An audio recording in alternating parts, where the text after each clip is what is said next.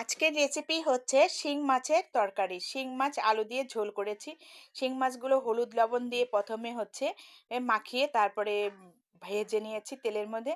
এই যে শিং মাছটা ভাজা হয়ে গেছে, এবার আলুগুলো একটু লবণ দিয়ে সুন্দরভাবে ভেজে নিচ্ছি সেই তেলের মধ্যে, মাছের তেলের মধ্যে। এবার হচ্ছে কড়াইয়ের মধ্যে পেঁয়াজ কুচিগুলো সুন্দরভাবে একটু বাদামি কালার করে নিয়ে তারপরে দিয়ে দিব হচ্ছে আদা রসুন জিরা বাটা।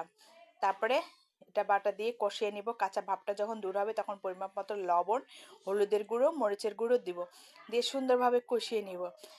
এভাবে কষিয়ে যখন তেলটা ছেড়ে আসবে তখন একটু পানি দিয়ে দেবো। তরকারির যখন তেলটা ছেড়ে দিবে, মানে মশলাটা যখন তেলটা ছেড়ে দিবে তখন আলুগুলো দিয়ে দিব।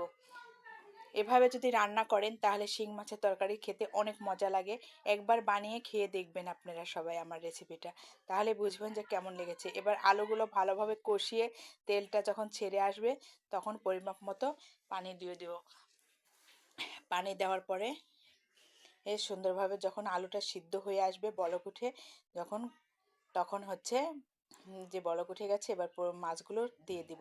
মাছগুলো দিয়ে সুন্দরভাবে নাড়াচাড়া করে সুন্দরভাবে দিয়ে দেবো, যেন মাছগুলো না ভেঙে যায় সেভাবে আস্তে করে দিয়ে দিব। তারপরে দিয়ে দিব হচ্ছে ধনেপাতা কুচি। ধনেপাতা কুচি দিয়ে সুন্দরভাবে যখন হয়ে যাবে, এরপরেই তরকারিটা হয়ে যাবে, এরপর নামিয়ে নেব। তরকারিটা দেখেন হয়ে আসছে পরে, এবার নামিয়ে নেব। এই যে বাটিতে বেড়ে নিলাম, কেমন হয়েছে কালারটা দেখে বুঝতে পারছেন তরকারিটা অনেক সুস্বাদু হয়েছে। সবাইকে ধন্যবাদ। আল্লাহ।